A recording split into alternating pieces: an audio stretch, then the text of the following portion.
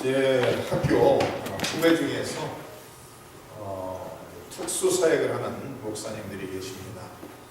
어떤 분은 그 감옥에서 프리즌 chaplain으로 감옥에서 목사로서 사역을 하시는 분들 계시고, 어떤 분들은 하스피스 사역이라고 해서 이렇게 죽음의 문턱에 와 있는 분들, 소망이 전혀 없는 그런 분들을 하스피스에 들어가면은 마지막 며칠을 편안하게 해주는 곳이죠. 그래서 이제 약을 아주 세게 처방을 하고 그래서 통증 없이 이제 마지막 며칠을 지내다가 세상을 떠나는 그런 병원입니다.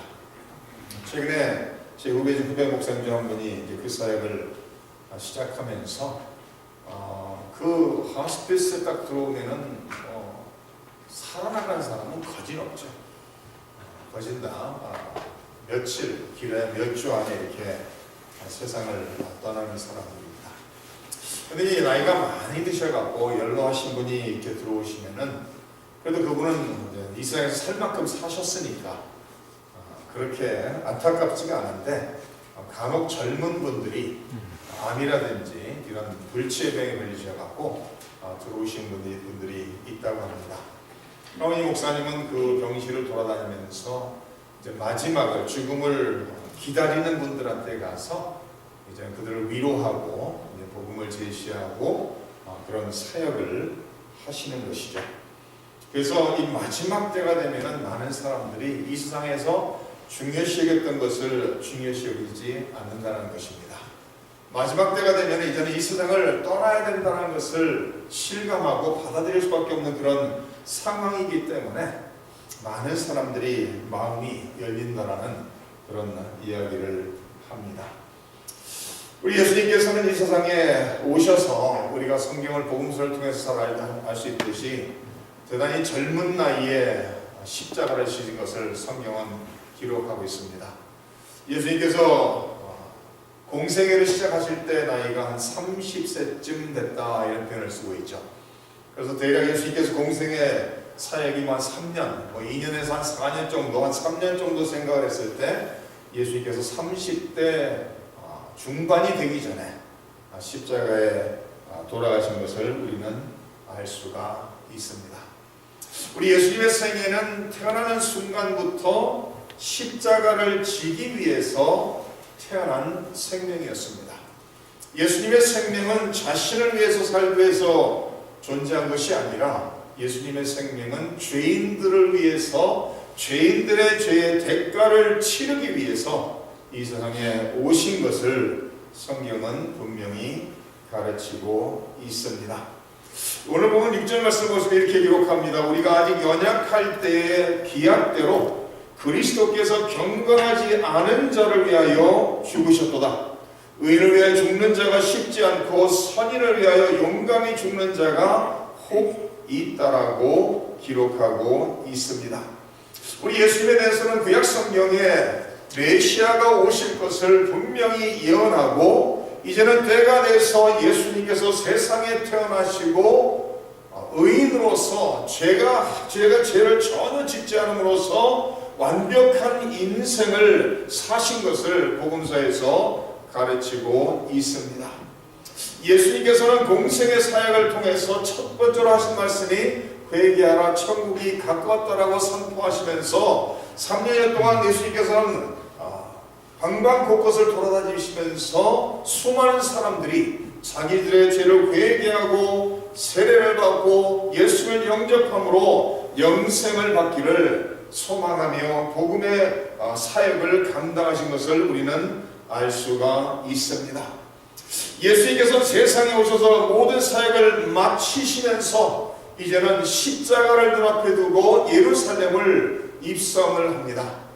예루살렘을 입성할 때 왕 중의 왕이시고 창조주이신 예수님께서 너무나도 초라한 모습으로 당나귀의 새끼를 타고서 입성하신 것을 성경은 기록합니다.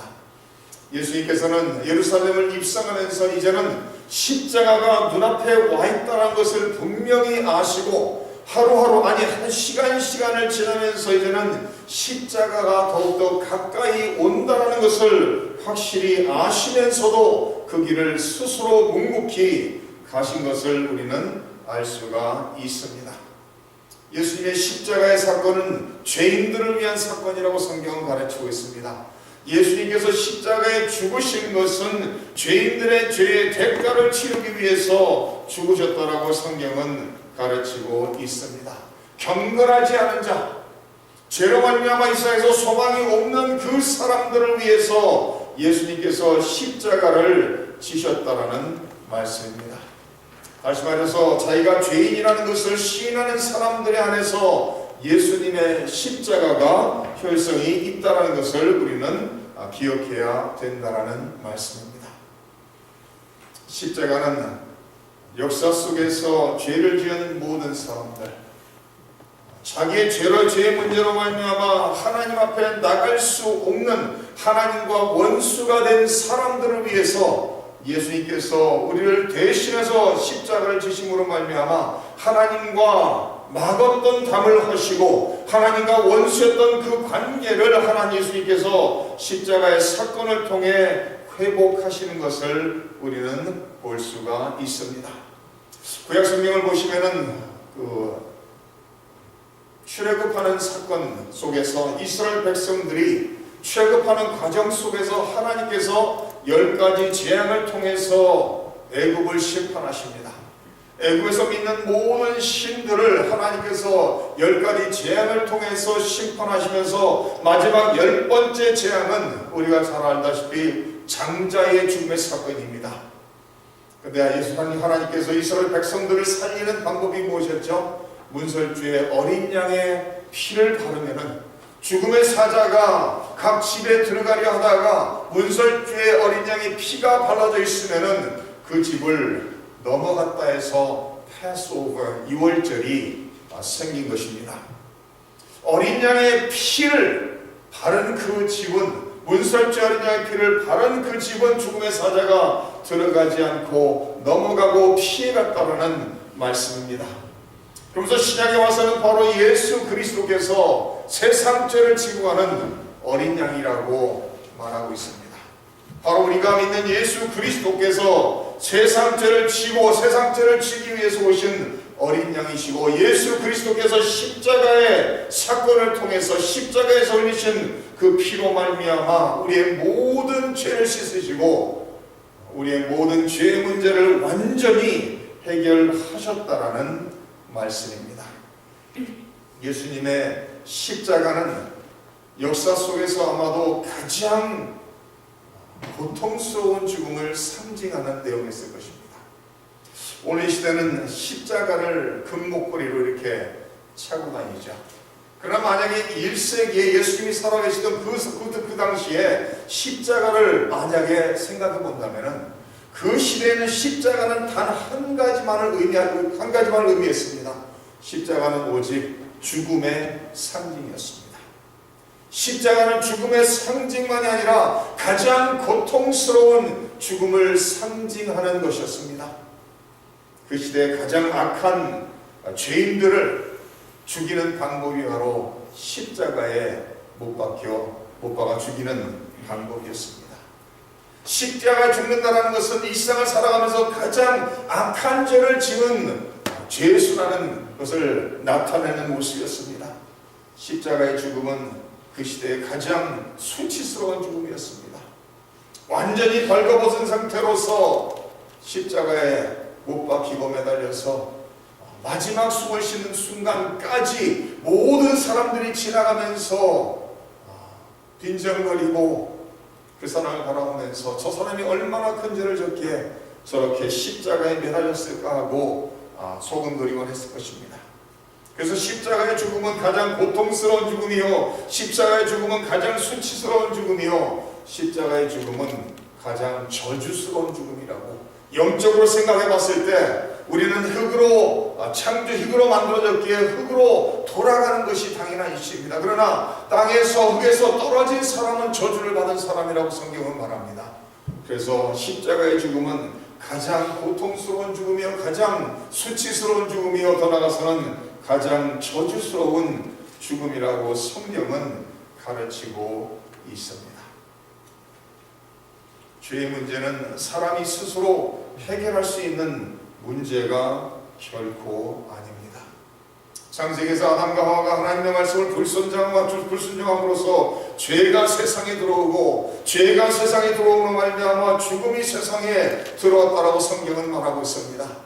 이 죄의 문제를 어느 누구도 해결할 수 없는데 바로 예수 그리스도께서 세상에 오시고 예수 그리스도께서 십자가에서 죽으심으로 말미암아 저와 우리 모든 성도님들의 죄의 문제를 단번에 해결하셨다라고 성경은 가르치고 있습니다.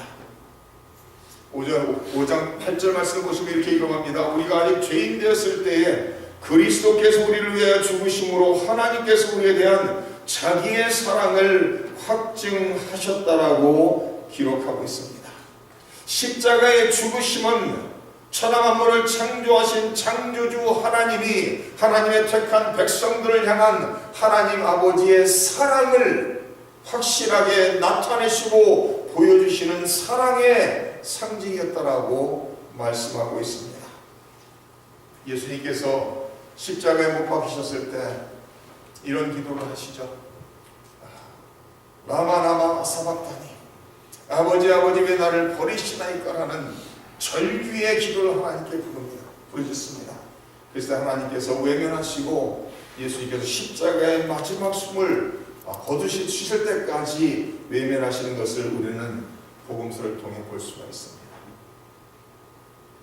십자가의 죽음은 하나님이 세상을 향한, 하나님이 하나님의 택한 백성들을 향한 사랑을 나타내는 데 있어서 가장 확실한 방법이었고, 하나님의 사랑을 증명하고 확증하는 데 가장 확실한 방법이었던 것을 우리는 믿습니다.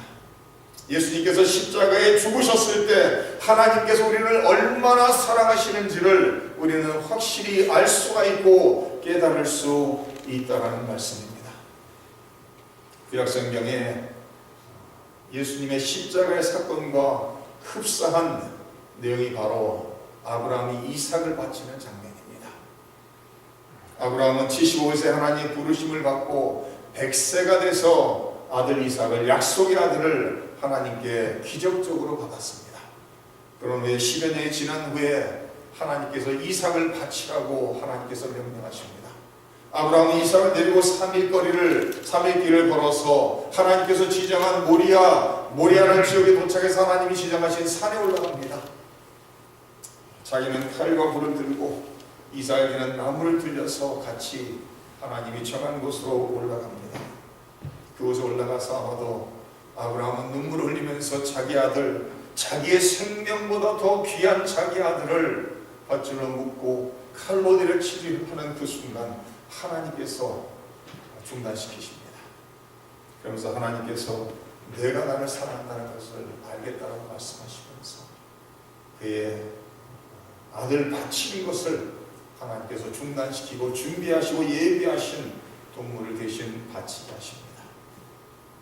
하나님께서는 하나밖에 없는 독생자들 예수 그리스도를 십자가에 바치심으로 말미암아 그 독생자들이 십자가에서 절규하고 부르짖을지라도 하나님께서는 그 아들의 부르짖음을 외침을 외면하시고 그 아들이 죽도록 내버려 두셨습니다. 예수 그리스도의 십자가의 죽으심은 하나님이 성도님들 한 분 한 분을 얼마나 사랑하시는지를 확실히 보여주는 사건입니다. 하나님이 세상을 이처럼 사랑하사 독생자를 주셨다는 거예요.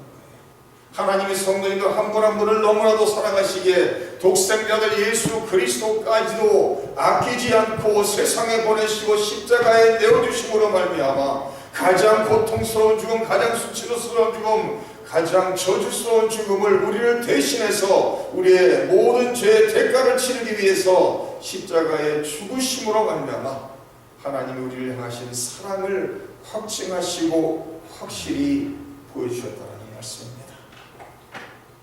예수님의 십자가의 사건은 9절 말씀을 보시면 이렇게 기록합니다.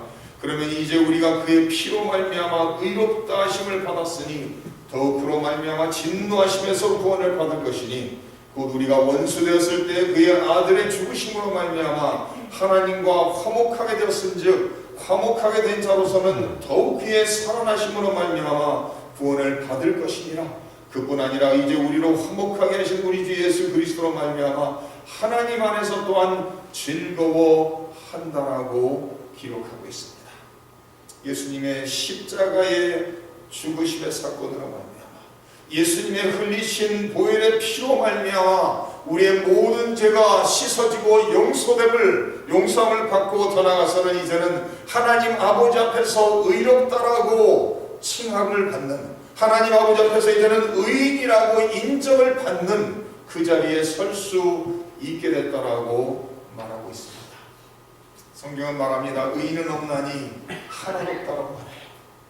그러나 예수 그리스도의 십자가의 죽으심을 바라보고 믿는 그 사람은 예수 그리스도의 십자가에 흘리신 피로 말미암아 의인이 됐다라고 말합니다. 그래서 하나님과 원수로 있었던 수많은 죄인들이 이제 예수 그리스도의 십자가의 피 흘림을 통해서 하나님과 화목할 수 있게 됐다라고 성경은 가르치고 있습니다. 고린도후서에 이런 말씀을 기록합니다. 모든 것이 하나님께서 났으며 그가 그리스도로 말미암아 우리를 자기와 화목하게 하시고 또 우리에게 화목하게 하시는 직분을 주셨으니 곧 하나님께서 그리스도 안에 계시사 세상을 자기와 화목하게 하시며 그들의 죄를 그들에게 돌리지 아니하시고 화목하게 하는 말씀을 우리에게 부탁하셨느니라. 그럼 우리가 그리스도를 대신하여 사실이 되어 하나님이 우리를 통하여 너희를 권면하시는 것 같이 그리스도를 대신하여 간청하노니 너희는 하나님과 화목하라. 그리스도로 말미암아 우리를 하나님과 화목하게 하셨다라고 성경은 말하고 있습니다. 에베소서 2장에도 이렇게 말합니다. 이제는 전에 멀리 있던 너희가 그리스도 예수 안에서 그리스도의 피로 가까워졌느니라.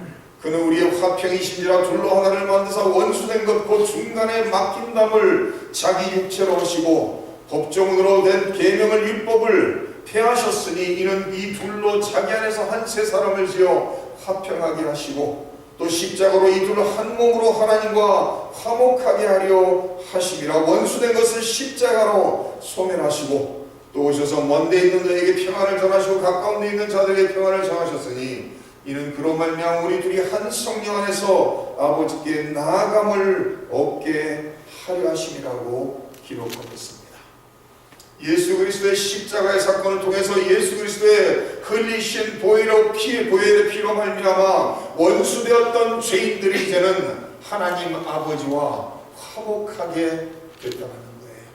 하나님께 나갈 수 있는 길이 막혀있던 그것이 예수 그리스도의 십자가의 죽으심 흘리신 보혈의 피로 말미암아 그 길이 열렸다라고 성경은 가르치고 있습니다.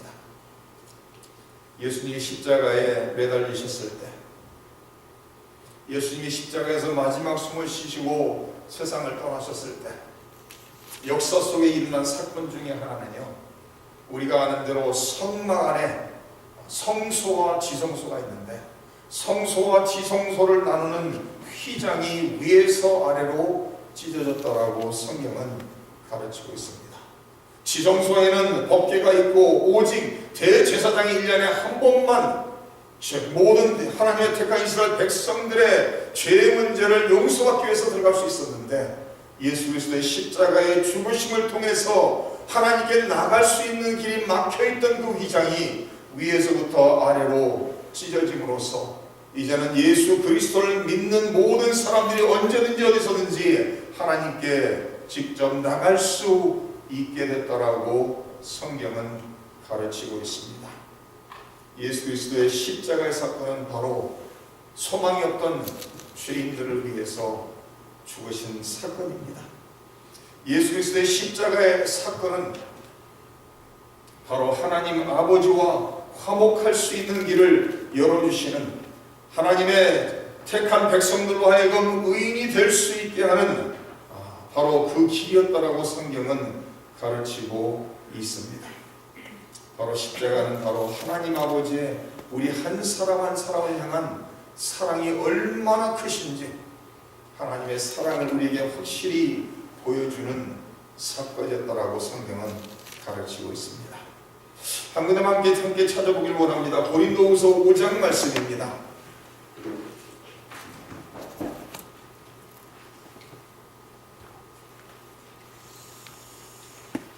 고린도후서 5장 14절 말씀입니다.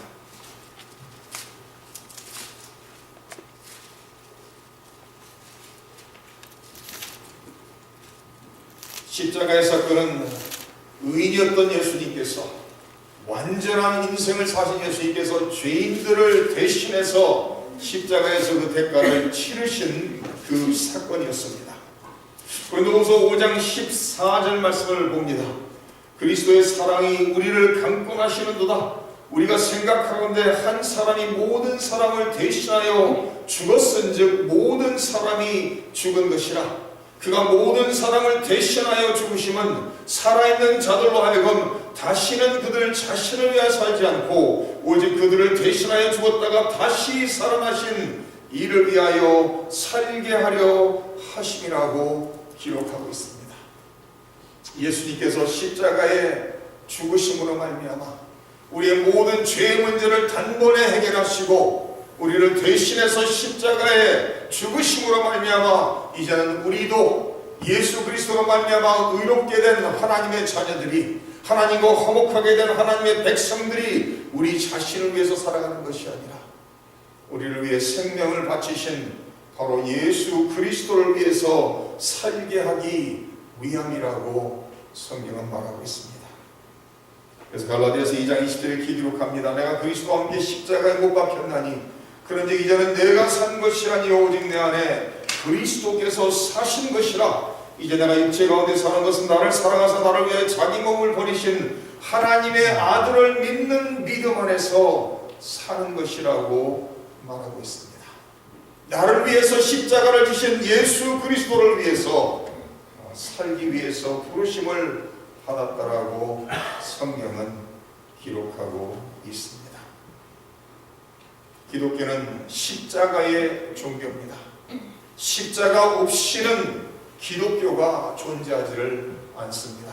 이 세상에는 수많은 종교와 분리되는 것은 바로 십자가의 사건이 역사 속에 일어났기 때문에 그렇습니다.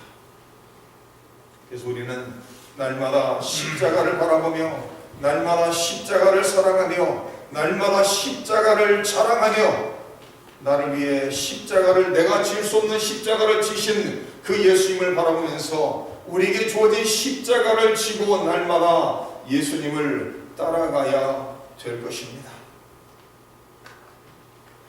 우리의 인생을 내 자신을 위해서 살아가는 것이 아니라 나를 위해 생명까지도 아낌없이 내어주신 예수님을 위해 사시는 성도들 되시기를 주님의 이름으로 축원합니다.